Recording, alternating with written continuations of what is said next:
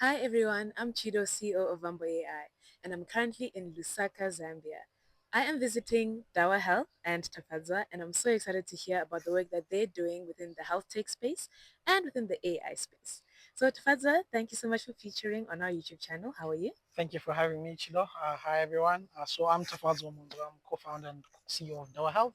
We're based in Lusaka, Zambia, Mm. working in the maternal AI side of things. Brilliant. So, what exactly does Dawa Health do, and kind of how has the journey been since you started up till now? Okay, so Dawa Health is focused on supporting pregnancy. So we do pre-pregnancy, so from antenatal to postnatal. So that we have an interesting model we have developed over the years. So how that works, we work with first level clinicians. Mm-hmm. So some countries call them clinical officers. We work with midwives and medical licentiates. So Mm. we empower them with the Dawa Health tools. So when they go into the field, so we're in clinics, about 8 clinics right now in Lusaka. Mm. So once they go Wonderful. to the clinics, they're able to triage a patient. When they're talking to a patient, they're putting the data on our platform. Mm. Once they do that, that's where the AI now comes, analyzing that data, trying to predict a number of things. But Yes. essentially, we still work with health workers who are our last mile kind of supportive tool. So Mm. the journey has been interesting, really. Yeah. We didn't start the way where we are today. At Mm. the moment we started, we thought we'd do digital health, telehealth conferencing, Mm. but African markets are not there yet in terms Mm. of doing fully telemedicine and terms. So you need an integrated system that has a bit of in person Yeah. because they still need that in person trust to see a health worker doing stuff rather than It's just just a computer. computer. Yeah, so Yeah. we had to integrate that into what we now do, Mm. which is where I think we have found our place at. It's starting to scale. Yeah. People starting to use the service with over sometimes 100 patients a day Wow. currently. Amazing. That will expand as well as we're starting the new year. So yeah, it's been a long journey but Yeah. exciting. Things now have direction and Yeah. excited with the direction we're taking. And in terms of the AI Yeah, space, when we're speaking, you mentioned a bit of predictive yeah. analytics that you're using AI for. What else are you using AI for? And was it easy to integrate it into your existing business model, or you had to upskill some of your team members? So it's both. So the AI we're using, we had the predictive part. We have prediction that's looking at if someone is going to give birth C-section Yeah. or vaginally. So it takes in the parameters that we feed into the platform. So like your past medical history, your demographics, your even Mm. level of education is quite key Wow. from Really? what we have learned. Yeah. So it kind of predicts the outcome of the pregnancy. Is it going to be a high risk pregnancy? Is it going to be a low risk? Mm. That's one side. Then we also have AI powered ultrasound scans. So we're working with a Netherlands company that's helping us do that. Mm. So you're using a smartphone, you connect your normal probe, then you're able to see how the baby is. Is it in breech? Is it normal? Mm. What are some of the complications that could come from there? Yeah. That's part of the AI as well. Then we also have NLP Gen AI we've integrated into our chatbot. Yeah. So we had to use some open source AI models.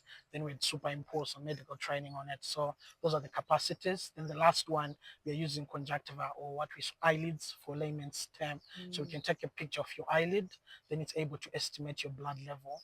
So that's some of the AI we're still in-house doing, but also Yes. doing kind of in clinical trial study to compare what the AI brings out and Yes. what your standardized lab would give you. So it's been interesting results as well, very promising. This is really game-changing stuff. And I wanted to ask one last Yeah, question. In terms of NLP and, our space NLP and yeah. languages, how important have languages been for you in your solution and offering it to Africans because you're serving Africans primarily? So I feel like that's the next obvious things in terms of patient support, Mm. because some of our patients reach back and they ask questions in native languages, and at the time we started, clinicians would respond back because they understand In those what languages. the patient is asking. Yeah. But to automate, like I'm telling you, we're seeing 100 patients a day.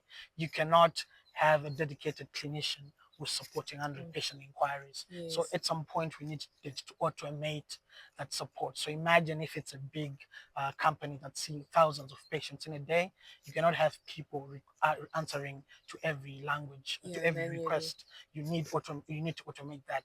Brings Yeah. down the cost and also improves the customer satisfaction. So that's why we decided to do a bit of NLP, Yeah. which medical it's still a bit tricky because most of open source or NLPs you find in the market are generic. They're Mm. not specific to the medical To, space. yeah, So your they sector. still need another layer of training, Yeah. medical terms, interpretation, and all that. So it's quite key. It's an obvious statement. If you're going into health tech or telehealth, you need NLP integrated into your systems Mm. to bring down cost and support your patients at scale. So yeah, Brilliant. And actually, the last thing, you are actually Dr. Tafadzwa Munzwa. yes. Any words for anyone who's studying medicine right now, who's trying to figure out how they can contribute to, I guess, the continent in a broader way? Like, yeah, any words to any doctors? So I think health tech is the next thing for. We are doing a lot of personalized care in the future. Yeah. Medicine mostly has been curative.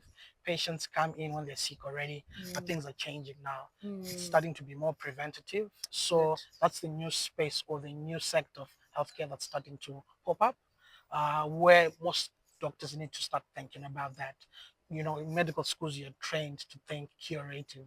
You're seeing the patients once they're sick So, already, but mm, people are starting to do lifestyle changes, all that. That'll need a lot of, preventative care. So yes. that's a very interesting space. So a lot of health workers getting into the space, Yeah. they need to start thinking about what can they do in the preventive space, primary healthcare space as well. Yes.